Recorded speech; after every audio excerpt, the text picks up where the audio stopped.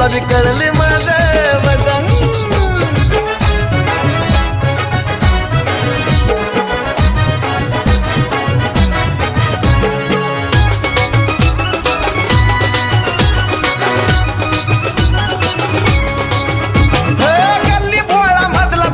माझ्या समोर आला रे माझ्या नादी लागणारा पैदा नाही झाला रे